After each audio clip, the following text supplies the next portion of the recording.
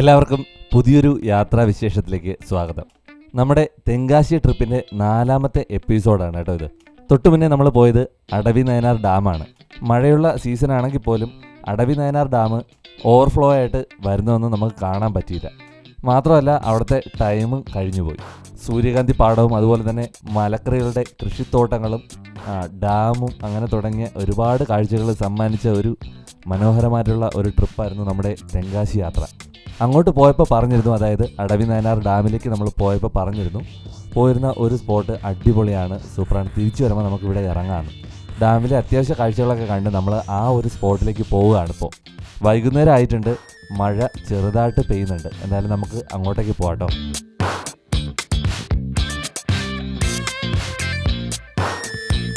തെങ്കാശിയും പരിസര പ്രദേശങ്ങളും വളരെ മനോഹരമാണ്. ആരെങ്കിലുമൊക്കെ ഈ റോഡ് പോകാൻ വേണ്ടിയിട്ട് പ്രതീക്ഷിക്കുന്നുണ്ടെങ്കിൽ ഈ സ്ഥലങ്ങളൊന്നും ഒരിക്കലും മിസ് ചെയ്യരുത്. നേരത്തെ പറഞ്ഞ ആ ഒരു സ്ഥലം എത്താറായിട്ടുണ്ട് കേട്ടോ. ഇതാ ഈ കാണുന്നതാണ് ആ ഒരു സ്ഥലം എന്ന് പറയുന്നത്. 2 സൈഡും നെൽപ്പാടമാണ്, നടുക്കുതാ ഇതുപോലുള്ള ഒരു സുന്ദരമായിട്ടുള്ള ഒരു റോഡും. തെങ്കാശി കാണാൻ വരുന്നവരും അതുപോലെ തന്നെ ഡാമിലേക്ക് പോകുന്ന വഴി ആയതുകൊണ്ട് ഡാം കാണാൻ വരുന്നവരും ഉറപ്പായിട്ടും ഇവിടെ ഇറങ്ങാതെ പോകില്ല. അത്രയ്ക്ക് മനോഹരമായിട്ടുള്ള കാഴ്ചകൾ സമ്മാനിക്കുന്ന ഒരു സ്ഥലമാണ് കേട്ടോ ഇത്. അടവിനയനാർ ഡാം കഴിഞ്ഞ് കുറച്ചുകൂടെ ഇങ്ങോട്ട് വരുമ്പോഴത്തേക്കാണ് നെൽപ്പാടങ്ങളാണ് കേട്ടോ. ഇവിടുത്തെ കാറ്റ് കണ്ടോ.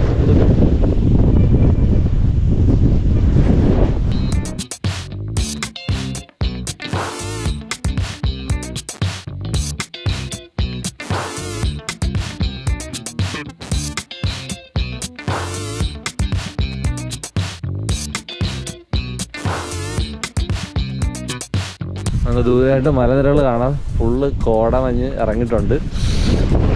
ഇവിടെ ഒരുപാട് ആൾക്കാർ മെയിൻ റോഡ് അവിടെയാണ് കേട്ടോ.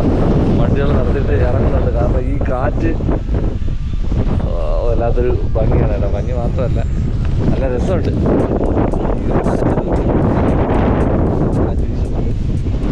ഓഡിയോ നല്ല ക്ലിയർ ആയിരിക്കില്ല എന്നറിയാം കേട്ടോ. ഇവിടെ നെല്ല് കിടന്ന് അനങ്ങുമ്പോൾ നമുക്ക് മനസ്സിലാക്കാൻ പറ്റും എത്രത്തോളം കാറ്റുണ്ടെന്ന്. ഇവിടെ അങ്ങ് ദൂരെ അടവിനയനാർ ഡാം നമുക്ക് കാണാൻ പറ്റും കേട്ടോ. ആ ഒരു ബണ്ട് പോലെ നിൽക്കുന്നത്.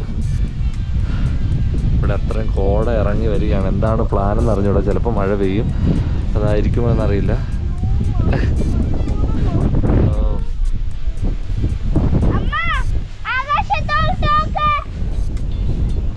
അപ്പോൾ ഇനി നമുക്ക് തിരുമലക്കോവിൽ എന്ന് പറയുന്ന ഒരു സ്പോട്ടും കൂടെയാണ് നമ്മുടെ ഇന്നത്തെ യാത്രയിലുള്ളത് കേട്ടോ. ഇത് അടിപൊളിയാണ്. നമ്മളിന്ന് കുറേ രാവിലെ തുടങ്ങിയിട്ട് കുറേ സ്ഥലങ്ങൾ പോയി. മലക്കറിയൊക്കെ നടന്ന ഫാമുകളിലൊക്കെ പോയി. ഫാമല്ല, റോഡ് സൈഡിലുള്ള പാടങ്ങളാണ്. പക്ഷെ അത് കുറേ എക്സ്പീരിയൻസ് കിട്ടി. അതൊക്കെ നമുക്ക് കാണാനൊക്കെ പറ്റി. ഇതും അതുപോലെ തന്നെയാണ്, ഫുള്ള് നെൽപ്പാടം. എന്നമ്മോ എന്തോ നല്ലമ്മ കാണരുത്. നെല്ല്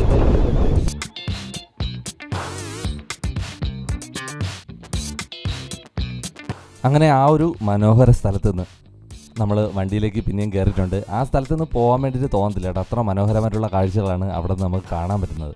ഇനി നമ്മൾ അടുത്ത് പോകുന്ന സ്ഥലം വളരെ ഇൻട്രസ്റ്റിംഗ് ആയിട്ടുള്ള ഒരു സ്ഥലമാണ് കേട്ടോ. തിരുമലൈക്കോവിൽ എന്ന് പറയുന്ന സ്ഥലത്താണ് നമ്മൾ പോകുന്നത്. ഒന്നുകൂടെ വ്യക്തമായിട്ട് പറഞ്ഞു കഴിഞ്ഞാൽ, പുഷ്പ സിനിമയിലെ അതിലെ ശ്രീവല്ലി എന്ന് പറയുന്ന ആ ഒരു സോങ്ങിൽ ഉള്ള ലൊക്കേഷൻ ഈ ഒരു സ്ഥലം കേന്ദ്രീകരിച്ചാണ് കൂടുതലും ഇവിടെയൊക്കെയാണ് ചുറ്റുപറ്റി ചിത്രീകരിച്ചിട്ടുള്ളത്. ആ ഒരു സ്ഥലം നമുക്ക് കാണണം. പിന്നെ ഒരു ഹിൽ സ്റ്റേഷൻ പോലത്തെ ഒരു ടെമ്പിളാണ്. അവിടുത്തെ മനോഹരമായിട്ടുള്ള കാഴ്ചകളൊക്കെ നിങ്ങളിലേക്ക് എത്തിക്കണം. നമ്മൾ ഇനി അങ്ങോട്ടേക്കാണ് പോകുന്നത്. അടവിനയനാർ ഡാമിൽ നിന്ന് തിരുമലൈക്കോവിൽ വരെ ഏകദേശം 10 കിലോമീറ്ററാണ് ഉള്ളത്. റോഡിലെ കാഴ്ചകളൊന്നും കാണിച്ച് വെറുപ്പിക്കുന്നില്ല. നമുക്ക് നേരെ പോവാം തിരുമലൈക്കോവിലേക്ക്. ഇതാണ് കേട്ടോ എൻട്രൻസ്. ഇത് കാണുമ്പോൾ തന്നെ നിങ്ങൾക്ക് മനസ്സിലായി കാണും. ആ സോങ്ങിൽ തന്നെ കാണിക്കുന്ന ഒരു ഭാഗം ചിത്രീകരിച്ചിരിക്കുന്നത് ഇവിടെ വെച്ചിട്ടാണ്.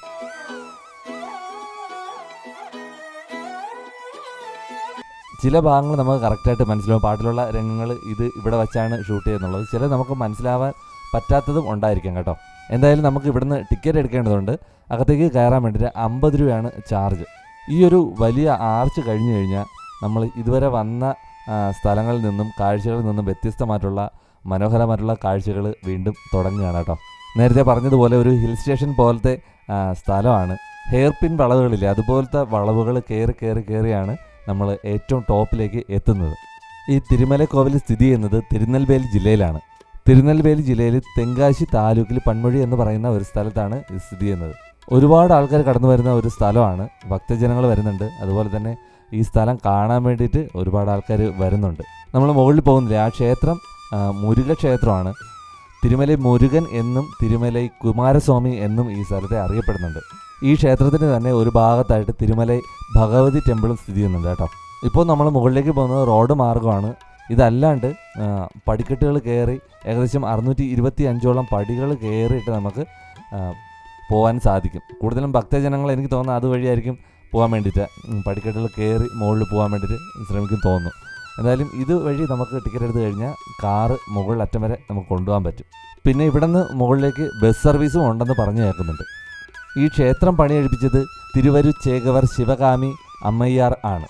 ഹെയർ പിൻ പോലത്തെ വളവുകൾ കയറി നമ്മൾ മുകളിലേക്ക് പൊയ്ക്കൊണ്ടിരിക്കുകയാണ്. വളരെ മനോഹരമായിട്ടുള്ള കാഴ്ചകളാണ് നമുക്ക് സൈഡിൽ കാണാൻ പറ്റുന്നത്.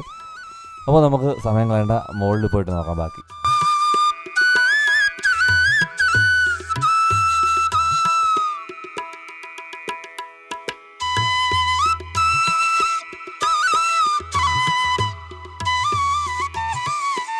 നമ്മൾ ഏകദേശം മുകളിൽ എത്തിയിട്ടുണ്ട്. ഒരുപാട് ആൾക്കാർ വന്നിട്ടുണ്ട് കേട്ടോ നമ്മുടെ ഈ ക്ഷേത്രം കാണാൻ വേണ്ടിയിട്ട്. നമ്മൾ വരുന്ന വഴിക്ക് ഏതോ ഒരു ഹെയർ പിന്നിൽ വെച്ചിട്ട് ഈ പാട്ടിൽ തന്നെ വേറൊരു രംഗം കൂടെ കാണിക്കുന്നുണ്ട് കേട്ടോ.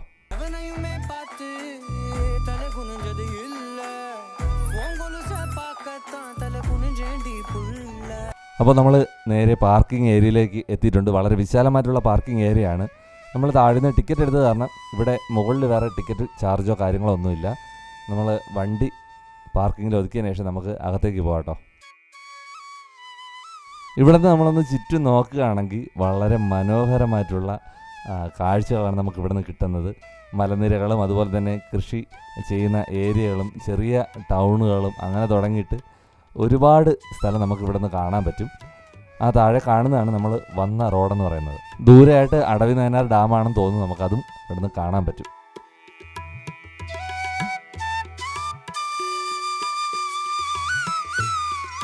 അപ്പോൾ നമ്മൾ ക്ഷേത്രത്തിൻ്റെ അകത്തേക്ക് പോകാൻ പോവുകയാണ്. ഇവിടെ മലയാളത്തിലും ഇംഗ്ലീഷിലും തമിഴിലും ഒക്കെ എഴുതി വെച്ചിട്ടുണ്ട്. പാദരക്ഷകൾ പുറത്ത് സൂക്ഷിക്കാമെന്ന്. ആൾക്കാർ ചെരുപ്പുകൾ അങ്ങിങ്ങായിട്ടൊക്കെ ഇവിടെ ഇട്ടിട്ടുണ്ട്. ഇതായിരിക്കും നമ്മൾ നേരത്തെ പറഞ്ഞ പടിക്കെട്ടുകൾ, 625 പടിക്കെട്ടുകൾ കയറി വരാമെന്ന് പറഞ്ഞില്ലേ, ഇതുവഴിയായിരിക്കും.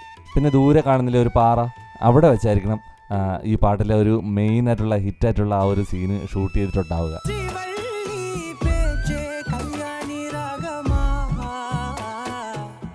നമുക്ക് അകത്തേക്ക് പോകാം. അകത്ത് എന്തൊക്കെയാണ് കാണാനുള്ളതെന്ന് നമുക്ക് നോക്കാം.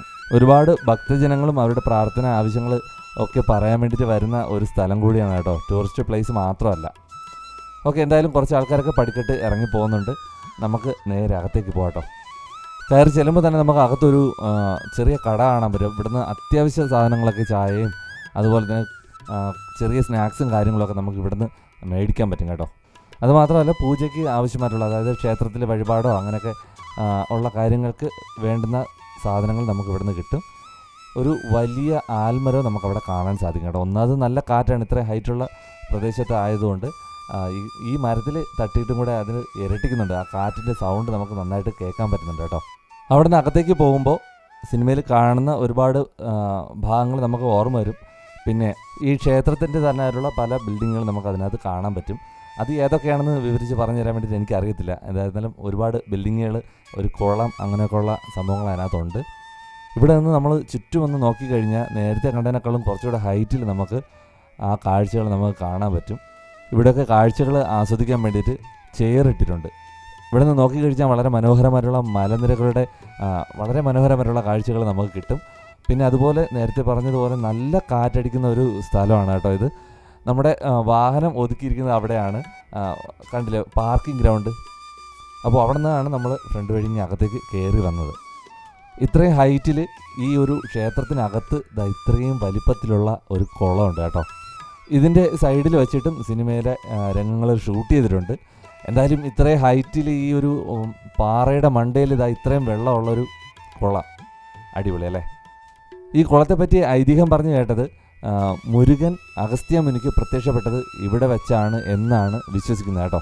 ഇത് പറഞ്ഞു കേട്ടതാണ്. ഇതിനകത്ത് തന്നെ ഒരുപാട് ഏരിയകളുണ്ട്, ഒരുപാട് ബിൽഡിങ്ങുകളുണ്ട്. പല സ്ഥലങ്ങളിലേക്കും വഴികൾ തിരിയുന്നുണ്ട്. മെയിനായിട്ട് നമുക്കൊരു റൗണ്ട് ചെയ്ത് എൻട്രൻസിൻ്റെ അവിടെ നിന്ന് സൈഡിലേക്ക് തിരിഞ്ഞ് ഒരു റൗണ്ട് ചെയ്ത് നമ്മൾ കയറിയ എൻട്രൻസിൻ്റെ ആ സ്ഥലത്ത് തന്നെ നമുക്ക് എത്തും. അങ്ങനെയാണ് നമ്മൾ നടന്നു പോകുന്നത്.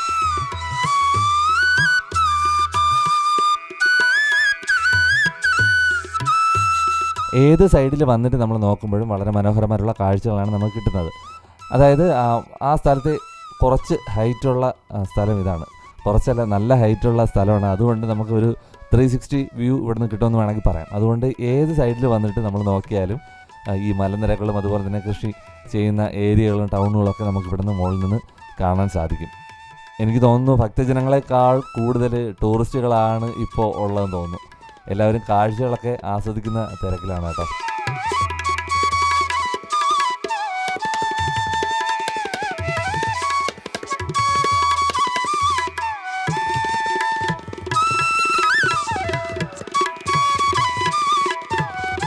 വലത് സൈഡിൽ കാണുന്ന ബിൽഡിങ്ങിന് മുകളിലും വച്ചിട്ട് സീനുകൾ ഷൂട്ട് ചെയ്തിട്ടുണ്ടായിരുന്നു. ആ സിനിമയിൽ അകത്ത് നിന്ന് പുറത്തേക്ക് കാണിക്കുന്ന വിഷ്വൽസ് ഇതിന് മുകളിൽ വെച്ചിട്ട് ചിത്രീകരിച്ചിട്ടുണ്ട് കേട്ടോ.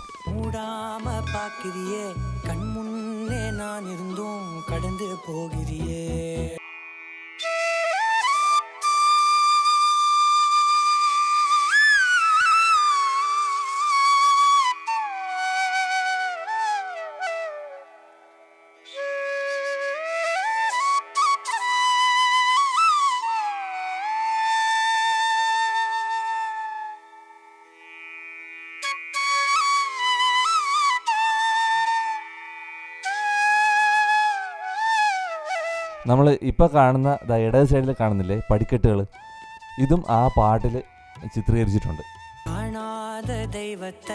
ആ ശ്രീവലി എന്ന് തുടങ്ങുന്ന ആ പാട്ടിൽ ചിത്രീകരിച്ചിട്ടുള്ള ഒരുപാട് സ്ഥലങ്ങൾ നമുക്ക് ഇവിടുന്ന് കാണാൻ പറ്റും കേട്ടോ. നമ്മളിനി പുറത്തേക്ക് ഇറങ്ങുകയാണ്. ഇതിനകത്തുള്ള കാഴ്ചകളൊക്കെ നമ്മൾ ഒരുപാട് കണ്ടു. ഒരു ആരാധനാലയം ആയതുകൊണ്ടാണ് നമ്മൾ അകത്തേക്ക് കയറിയൊന്നും ഷൂട്ട് ചെയ്യാത്തത്. ചിലപ്പോൾ അതിനുള്ള പെർമിഷനും കാണത്തില്ല. എന്തായാലും നമ്മൾ കയറിയ വഴി തന്നെ തിരിച്ച് ഇറങ്ങുകയാണ്.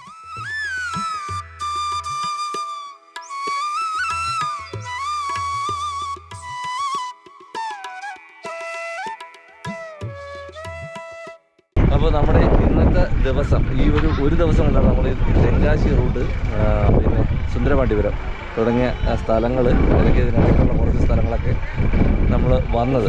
പെട്ടെന്നുള്ളൊരു ഇന്നലെ തീരുമാനിച്ചു നമ്മൾ വന്നു. എന്തായാലും ഒരു ദിവസം കൊണ്ട് നമ്മൾ കുറച്ച് കൂടുതൽ സ്ഥലങ്ങൾ കവർ ചെയ്തു. ഇനിയും അടുത്ത് ഇതുപോലത്തെ വീഡിയോസ് വരുന്നത് പ്രതീക്ഷിക്കുകയാണ്. നമ്മുടെ ചാനലിലെ വീഡിയോസ് ഇഷ്ടമാകുകയാണെങ്കിൽ ഉറപ്പായിട്ട് ലൈക്ക് ചെയ്യാനും ഷെയർ ചെയ്യാനും സബ്സ്ക്രൈബ് ചെയ്യാനും മറക്കരുത്. നിങ്ങളുടെ അഭിപ്രായങ്ങൾ നിർദ്ദേശങ്ങൾ കമൻറ്റ് ബോക്സിൽ അറിയിക്കുക. അതുപോലെ ആദ്യമായിട്ടാണ് നമ്മുടെ വീഡിയോ കാണുന്നെങ്കിൽ ഉറപ്പായിട്ട് സബ്സ്ക്രൈബ് ചെയ്യാനും മറക്കണ്ട. സബ്സ്ക്രൈബ് ചെയ്താൽ മാത്രം പോലെ ബെല്ലൈക്കൺ കൂടെ എനേബിൾ ചെയ്ത് കഴിഞ്ഞാൽ നമ്മൾ ഇടുമ്പോൾ തന്നെ വീഡിയോ അടുത്തേക്ക് എത്തുന്നതായിരിക്കും. അപ്പോൾ ഇതുപോലുള്ള പുതിയ യാത്രാ വിശേഷങ്ങളുമായിട്ട് ഞങ്ങളെത്തുന്നതായിരിക്കും. ബൈ ബൈ പറടാ. അയ്യോ അപ്പോൾ ഓക്കെ.